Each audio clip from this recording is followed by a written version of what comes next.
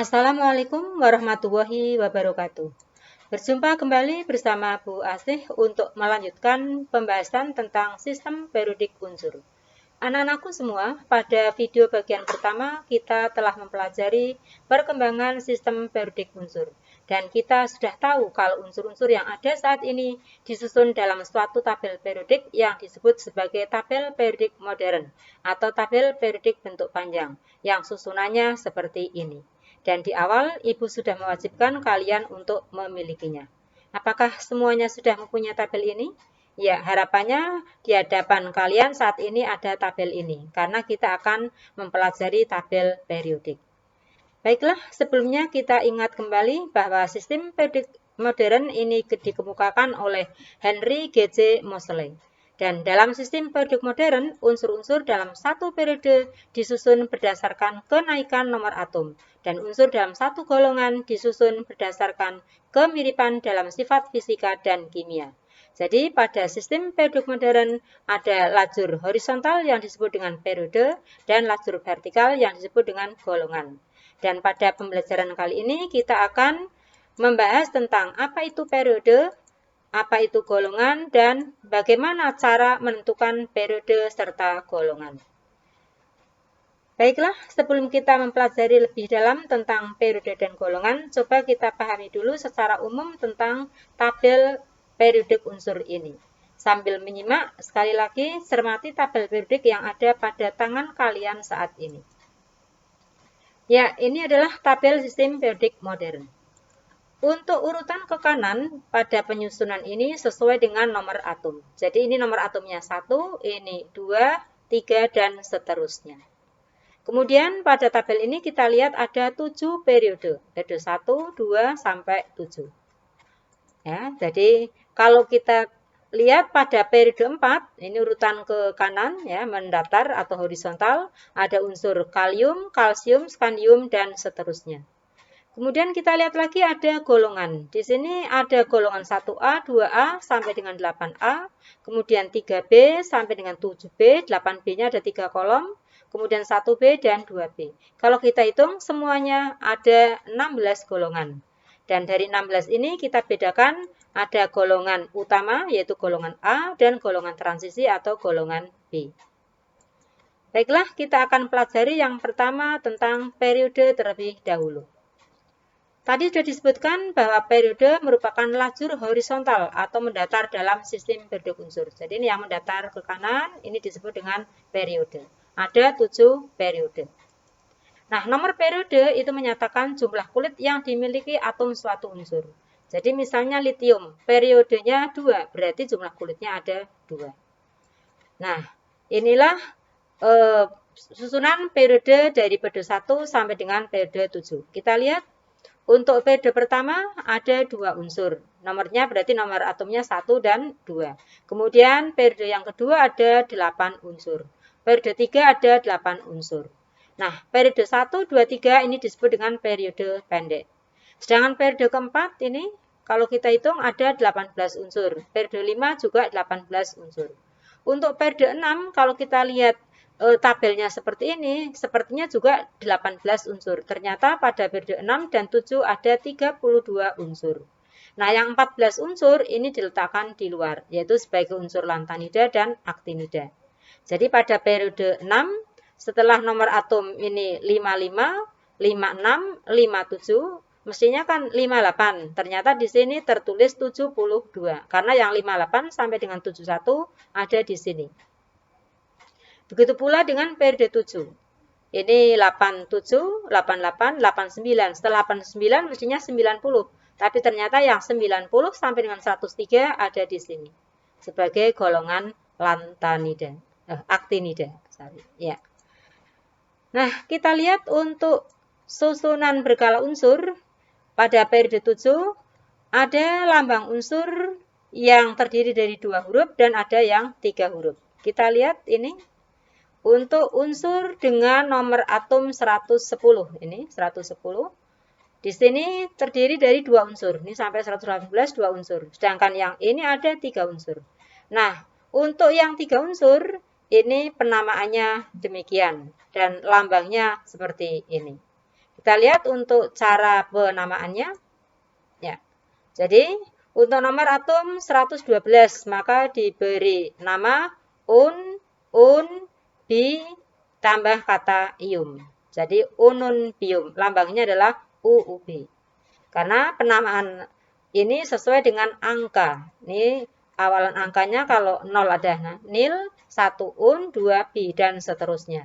Jadi kalau 100, misalnya 120 berarti un, bi, nil, tambah kata ium, unbinilium. Lambangnya adalah UBN. Cukup jelas ya? Ya. Kemudian kita akan mempelajari berikutnya adalah golongan. Tadi sudah disebutkan golongan itu merupakan lajur vertikal. Nomor golongan menyatakan jumlah elektron valensi yang dimiliki oleh atom suatu unsur. Jadi kalau magnesium di sini kok golongan 2A, berarti elektron valensi dari Mg atau elektron di kulit luarnya ada 2. Nah, golongan tadi dibedakan atas golongan utama dari 1A sampai 8A dan golongan transisi dari 3B sampai 8B serta 1B dan 2B. Dan kemudian ada golongan lantanida dan aktinida. Ya. Nah, untuk unsur-unsur golongan utama yaitu golongan 1A sampai dengan 8A, ini Ibu wajibkan kalian untuk hafal. Jadi golongan 1A disebut alkali, unsurnya adalah HLI-Na-K-Rb-CS-Fr. Tidak hanya hafal lambangnya, tapi juga harus hafal namanya. Hidrogen, litium, natrium, kalium, rubidium, cesium, dan fransium. Nah, sekarang bagaimana cara menghafalkannya? Dari golongan 1A sampai dengan 8A. Kita pakai jembatan keledai, yaitu dengan merangkai kata-kata atau kalimat supaya mudah diingat. Contoh, golongan 1A, yaitu golongan alkali. HLI-Na-K-Rb-CS-Fr. Bisa kita buat kalimatnya, hari libur nanti kita rubah kostum Freddy. Atau Halina karo Robi sas friend. Kemudian golongan 2A, alkali tanah. BEMGCASRBARA. Beli mangga campur sirsa bagi rata. Golongan 3A disebut dengan golongan boron atau aluminium. Bang Ali galau ingin telur ut. Ya. Nah, golongan 4A sampai dengan 8A silahkan bisa kalian buat rangkaian kalimatnya supaya mudah diingat. Dan ini ada contohnya. Tapi sekali lagi jangan sampai nanti kalau pas ulangan ditanya golongan 8A kamu menyebut heboh negeri Arab karena seksi ratunya. Wow, nah seperti itu ya. Jadi harus hafal lambangnya juga namanya. Ini hanya untuk mempermudah saja. Ya, pada sistem periode unsur ada juga pengelompokan blok, yaitu sesuai dengan sub kulitnya. Ada blok S, yaitu golongan 1A, 2A, dan helium. Kemudian blok P, yaitu golongan 3A sampai 8A. Blok D, ini golongan transisi yang ada di tengah tadi. Dan blok F, yaitu untuk unsur lantanida dan aktinida. Nah, sekarang kita pelajari bagaimana cara menentukan periode dan golongan. Ada dua cara. Yang pertama bisa ditentukan dengan berdasarkan kulit. Jadi, susunan kulit. Untuk golongan suatu unsur, ini menunjukkan jumlah elektron valensi. Tadi sudah disebutkan ya. Kemudian untuk periode suatu unsur itu menunjukkan jumlah kulit. Nah, untuk menentukan golongan dan periode, kita bisa menentukan konfigurasi elektronnya terlebih dahulu.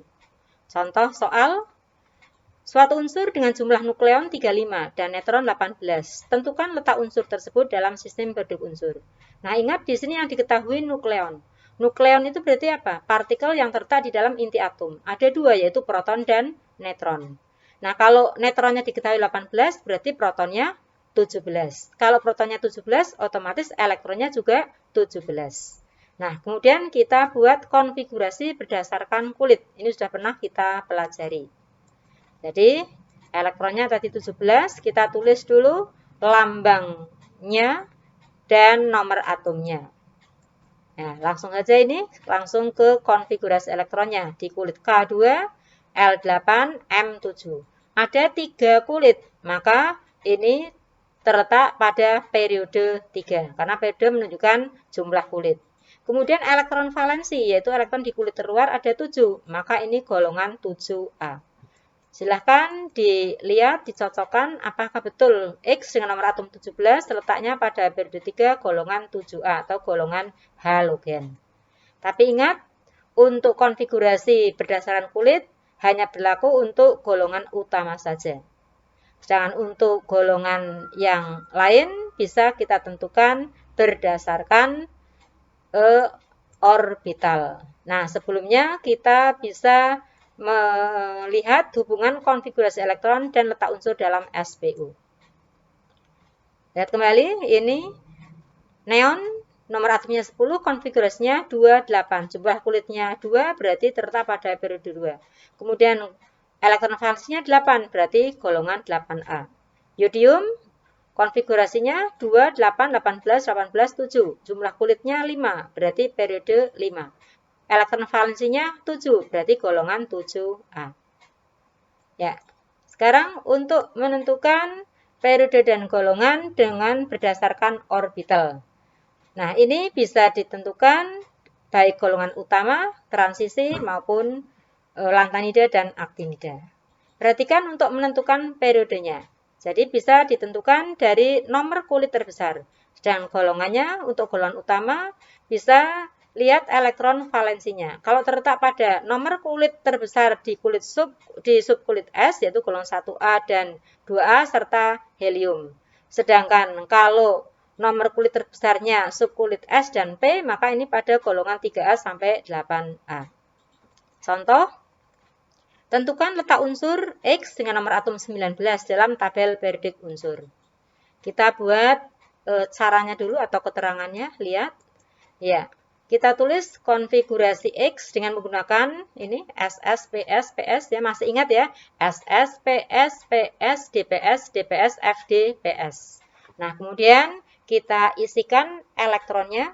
Masih ingat juga ya, kalau subkulit S itu maksimal 2 elektron, P 6 elektron, D 10 elektron, dan F 14 elektron. Tapi sekali lagi pengisian ini harus sesuai dengan jumlah ini, 19. Kita isikan. Ya. Nah, setelah itu bisa kita buat nomor kulitnya. Masih ingat juga urutannya? S itu dimulai nomor 1, P dimulai nomor 2, D nomor 3, dan F nomor 4. Jadi ini 1, ini 2, ini S-nya 3, ini 4. P-nya ini 2, ini 3. Jadi seperti ini. Nah, kita lihat nomor kulitnya yang terbesar adalah 4. Jadi berarti ini terletak pada periode 4. Sedangkan golongannya ini dilihat jumlah elektron valensinya pada S1. Ya, jadi jumlah elektronnya 1, berarti golongan 1A. Ya, jadi ini periode 4 golongan 1A blok S. Ini kita hapus saja ya. Nah, sudah jelas ini. Kemudian contoh yang kedua yaitu untuk menentukan periode dan golongan pada unsur transisi. Sama seperti tadi, periode ditentukan dari nomor kulit terbesar. Untuk golongan transisi, lihat elektron valensinya terletak pada NS2 N-1 DX, dengan X adalah angka 1 sampai dengan 10. Nah, jumlah elektron pada subkulit ini maka menyatakan golongannya. Nanti kita lihat tabelnya. Sekarang contoh, tentukan letak unsur X dengan nomor atom 29 dalam tabel periodik unsur. Kita coba untuk keterangannya atau caranya. Kita tulis dulu seperti tadi. Yaitu subkulitnya dulu kita tulis ya. Dihafalkan yang dulu sudah pernah Bu Asih sampaikan, SS, PS, PS, DPS, DPS, FDPS, FDP. Nah, ini kemudian kita isikan elektronnya seperti tadi. Ya. Kemudian setelah elektronnya diisi, kita tulis nomor kulitnya. Dimulai dari S nomor 1, ini berarti nomor 2, S ini nomor 3, dan seterusnya. Jadi seperti ini. Nah, kita lihat untuk pengisian elektron di subkulit S2 dan D9. Ini tadinya 2, ini 9. Kok berubah menjadi 1 dan 10? Karena ada aturannya, yaitu aturan penuh. Jika elektron mengisi pada orbital S2 dan D9, maka akan berubah menjadi S1D10. Ya, mengikuti aturan penuh. Kalau S2D4 harus menjadi S1D5. Nah, sekarang kita tentukan periodenya. Nomor kulit terbesar 4, berarti periode 4. Dan golongannya kita lihat di sini dijumlahkan ini. Kita jumlahkan. Ini kan tadi NS2 N-1DX. Kita jumlahkan jumlahnya 11, maka golongan 1B. Coba perhatikan apakah benar untuk unsur X yang nomor 29 terletak pada golongan 1B. Bloknya ikut blok D. Kita hapus saja. Yang terakhir untuk menentukan periode dan golongan dari unsur transisi dalam, yaitu lantanida dan aktinida. Contoh, tentukan letak unsur PR dengan nomor atom 59 dalam tabel periodik unsur. PR unsur apa ini? Prasodium. Ya, caranya seperti tadi. Karena 59 cukup panjang ini, bisa disingkat dengan gas mulia ya. Masih ingat ya. Nah, 59 kita tulis panjang saja ini. Kemudian kita isikan elektronnya supaya jumlahnya 59 dengan ketentuan tadi S maksimal 2, P6, D10, F14 maksimal ya. Nah, kita tulis ini. Kemudian seperti tadi lengkapi dengan nomor kulitnya. Dimulai S nomor 1, P nomor 2, D nomor 3, F nomor 4. Hasil akhirnya ini. Nah, kemudian untuk menentukan periode dan golongannya, lihat untuk periode nomor kulit yang terbesar, nomor 6, berarti terletak pada periode 6. Sedangkan golongan kita lihat, karena ini terletak pada subkulit F, 4F, maka berarti ini golongan lantanida. Jadi, seperti ini. Bloknya blok F. Ini keterangannya hapus saja. Cukup jelas? Iya. Berikut ini contoh menentukan periode dan golongan. Untuk golongan 1A, ya, tabelnya ya, bukan contohnya. Ya, ini kalau jumlahnya 1 berarti 1A, pada subkulit S jumlahnya 2 berarti 2A. Kalau NS dan NP, jadi N-nya sama ya. Ini dijumlahkan, kalau 3 berarti 3A, 4 berarti 4A, dan seterusnya. Sedangkan untuk yang golongan B, kita lihat kalau jumlahnya 3, 3B, 4, 4B. Sedangkan yang ini 8, 9, dan 10 ini termasuk golongan 8B. Sedangkan kalau dijumlah 11, 1B, jumlah 12, 2B. Cukup mudah insya Allah ya bisa mengerjakan untuk soal penentuan periode dan golongan. Baiklah, sampai di sini Bu Asih akhiri pembahasan tentang sistem periodik modern, yaitu periode dan golongan, dan bagaimana cara menentukan periode dan golongan. Untuk pembahasan selanjutnya di sistem periodik unsur, kita bahas tentang sifat-sifat unsur dan sifat keperiodikan unsur, yaitu di bagian yang ketiga. Ikuti terus videonya dan jangan lupa subscribe bagi yang belum subscribe, karena subscribe Anda akan ikut mengembangkan video ini. Baik, kita akhiri sampai di sini. Terima kasih, mudah-mudahan bermanfaat.